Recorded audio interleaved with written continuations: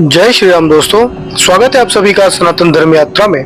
दोस्तों, पिछले वीडियो में आपने मनुस्मृति के 7वें अध्याय के 110 श्लोकों को सुना और समझा। अब आइए चलते हैं मनुस्मृति के 7वें अध्याय के 111वें श्लोक से लेकर 120वें श्लोक तक और आज इन श्लोकों को सुनने और समझने का प्रयास करेंगे। तो आइए सबसे पहले देखते हैं 111वां श्लोक। इसमें लिखा है, राजा प्रजा का शोषण न होने दे। इसमें लिखा है, मुहाद्रजा स्वराष्ट्रम या कर्षेत न निवेक्ष्या सोचिराद अश्यन्ते राजाजिताच सवान्धवः। अर्थात जो राजा मोहात अन्वेच्छा मोह से अविचार से स्वराष्ट्रम कर्षति अपने राज्य को दुर्बल करता है, वह राज्यात राज्य से और सबांधवा जीवितात बंधु सहित जीने से पूर्व ही अचिरात शीघ्र भ्रश्यते नष्ट भ्रष्ट हो जाता है। उसके बाद 112वां श्लोक है। इसमें लिखा है, प्रजा के शोषण से हानि। इसमें लिखा है, शरीर कर्षणात् प्राणः क्षीयन्ते प्राणिनाम यथा तथा राजा भी प्राणः क्षीयन्ते राष्ट्र कर्षणात्। अर्थात जैसे प्राणी नाम प्राणः प्राणियों के प्राण शरीर कर्षणात् क्षीयन्ते शरीरों को कर्षित करने से क्षीण हो जाते हैं, तथा वैसे ही राष्ट्र कर्षणात् प्रजाओं को दुर्बल करने से राज्याम अपि प्राणा राज्यों के प्राण अर्थात बलादि बंधु सहित क्षीयन्ते नष्ट हो जाते हैं। अब इसका अनुशीलन देखिए तो राष्ट्र कर्षण से अभिप्राय श्लोक 111 112 में राष्ट्र कर्षण से अभिप्राय यह है कि डाकू लुटेरों द्वारा या स्वयं राजा द्वारा अन्य प्रजाजनों अथवा राजपुरुषों द्वारा किसी भी प्रकार से प्रजा का शोषण उत्पीड़न होना। जिस प्रजा में शोषण उत्पीड़न बढ़ जाता है उस राजा का राज्य रूपी शरीर भी नष्ट हो जाता है। उसके बाद 113वां श्लोक है। इसमें लिखा है, राष्ट्र के नियंत्रण के उपाय। इसमें लिखा है, राष्ट्र से संग्रहे नित्यम विधानमि देवमाचरेत सुसंग्रहित राष्ट्रो ही पार्थिवा सुखमेधते। अर्थात इसलिए राजा राष्ट्र से संग्रहे राष्ट्र की सुव्यवस्था नियंत्रण एवं अभिवृद्धि के लिए नित्यम सदैव इदम विधानम आचरेत इस निम्न वर्णित व्यवस्था जो कि 114 से 144 श्लोक में है उसको लागू करे ही, क्योंकि सुसंग्रहित राष्ट्र पार्थिवा सुरक्षित नियंत्रित तथा सुव्यवस्थित राष्ट्र वाला राजा ही सुखम एधते सुख पूर्वक रहते हुए बढ़ता है, उन्नति करता है। इसलिए राजा और राज्यसभा राज्य कार्य की सिद्धि के लिए ऐसा प्रयत्न करें कि जिससे राज्य कार्य यथावत सिद्ध हो।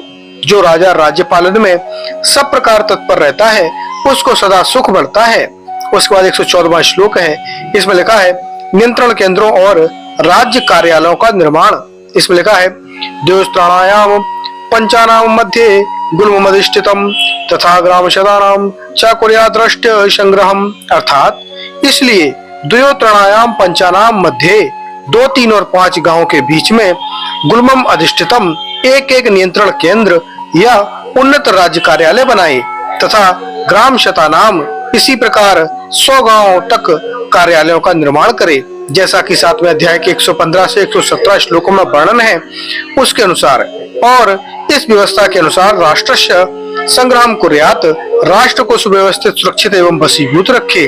इसलिए 2, 3, 5 और 100 गांवों के बीच में एक राजस्थान रखे जिसमें यथा योग्य भृत्य और कामदार आदि राजपुरुषों को रखकर सब राज्यों के कार्यों को पूर्ण करे। उसके बाद 115वां श्लोक है। इसमें लिखा है, अपर अधिकारियों आदि की नियुक्ति।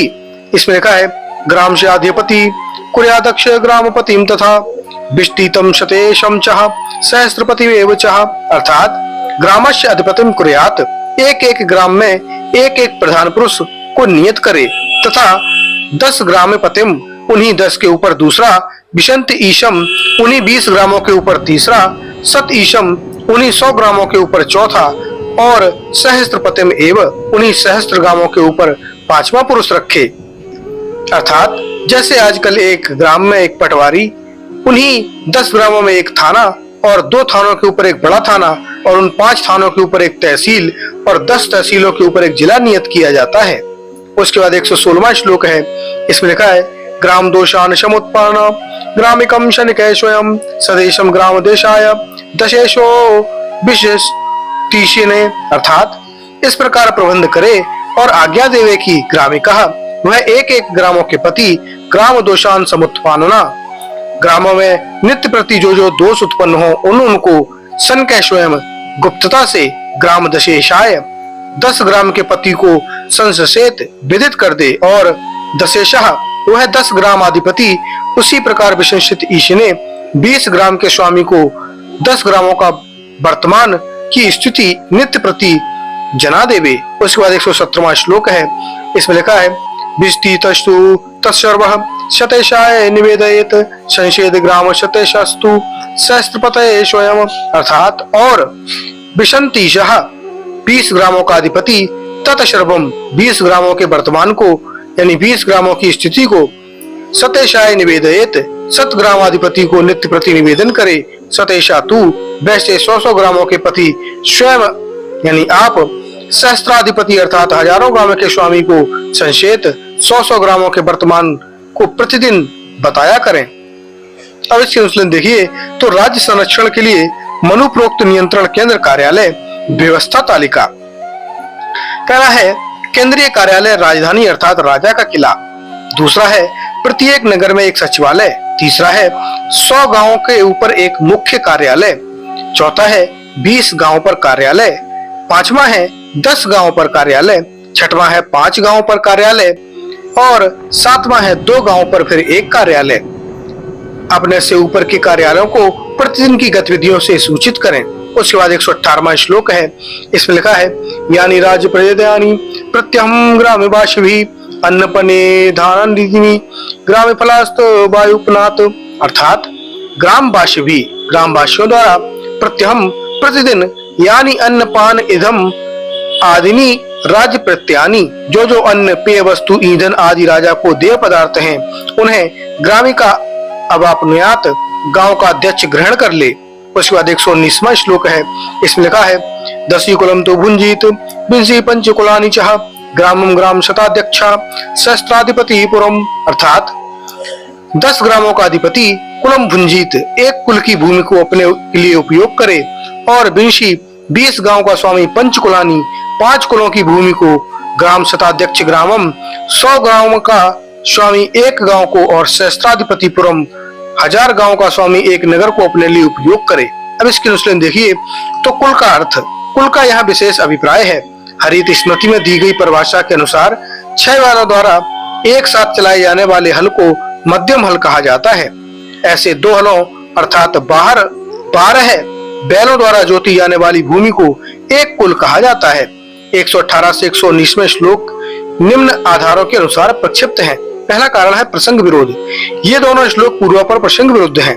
पूर्वापर श्लोकों का प्रसंग राज्य व्यवस्था के लिए अध्यक्षों की नियुक्ति और उनकी कार्य करने की प्रणाली का है। 117वें में सहस्त्रपति तक की कार्यविधि का उल्लेख है और फिर तेषाम ग्राम्याणी कार्यविधि कहकर उनके बारे में बताया जा रहा है, जबकि इन श्लोकों में उनकी आजीविका के प्रसंग को वर्णित किया गया है जो कि पूर्वापर प्रसंग के विरुद्ध का वर्णन है, अतः ये प्रक्षिप्त है। दूसरा कारण है अंतर विरोध। मनु ने प्रजाओं से केवल राजा का ही कर लेने का विधान है। 7वें अध्याय के 127 से 130 श्लोकों में इन श्लोकों में कुछ अध्यक्षों द्वारा अपने लिए पदार्थों के लेने का विधान उक्त व्यवस्था के विरुद्ध है। 7वें अध्याय के 125वें श्लोक में राज्य में नियुक्त पुरुषों की जीविका निश्चित करने का विधान, यह व्यवस्था उसके विरुद्ध है। इस प्रकार की यह व्यवस्था मनु सम्मत नहीं लगती, क्योंकि इन श्लोकों में केवल कुछ अध्यक्षों के लिए ही आजीविका दर्शाई है, अन्य अमात्य आदि की जीविकाओं का वर्णन नहीं दिखाया। यह अपूर्णता भी इसे मनु से भिन्न सिद्ध करती है। मनु ने तो सभी राजपुरुषों के लिए वेतन देने की व्यवस्था दर्शा दी है 7वें अध्याय के 125वें श्लोक में, जो सभी पर पूर्ण रूप से लागू होती है। इन अंतर विरोधों के आधार पर भी ये मौलिक सिद्ध नहीं होते। उसके बाद 120वां श्लोक है, इसमें लिखा है तेषाम ग्राम्याणि कार्याणि पृथक कार्याणि च वहि राजन्यः सचिवः स्निग्धस्तानि पश्येद दतीन्द्रतः, अर्थात तेषाम उन पूर्वोक्त अध्यक्षों जो कि 116 से 117 श्लोकों में वर्णित हैं के ग्राम्याणि कार्याणि गांवों के संबद्ध राज्य कार्यों को और पृथक कार्याणि एवं ही अन्य भिन्न भिन्न कार्यों को भी राज्य अन्य स्निग्धता सचिव राजा और एक विश्वास पात्र प्रमुख मंत्री, जैसा कि 7वें अध्याय के 54वें श्लोक में वर्णित है, अतीन्द्रतः आलस्य रहित होकर देखे और एक एक 10-10 सहस्त्र ग्रामों पर 2 सभापति वैसे करें, जिनमें एक राज्यसभा में और दूसरा अध्यक्ष आलस्य छोड़कर सब न्यायाधीश राजपुरुषों के कामों को सदा घूमकर देखते रहें। अब इसके अनुशीलन देखिए तो मनु ने विभिन्न श्लोकों में समुचित राज्य संचालन के लिए 3 सभाओं की संरचना का तथा उनके काम करने वाले अधिकारियों का कथन किया है। सुगमता के लिए उन्हें एकत्र स्थान पर अग्रिम तालिका के रूप में दिखाया जाता है। आजकल भी भारत में इसी प्रणाली का अनुसरण किया जा रहा है। अंतर केवल इतना है कि उन्हें सभा न कहकर पालिका कहा जाता है। आजकल 3 पालिकाएं राज्य संबंधी व्यवस्थाओं को निपटाती हैं। तो दूसरी है कार्यपालिका, विधानों एवं नियमों को क्रियात्मक रूप देने वाले अधिकारी कर्मचारियों का वर्ग।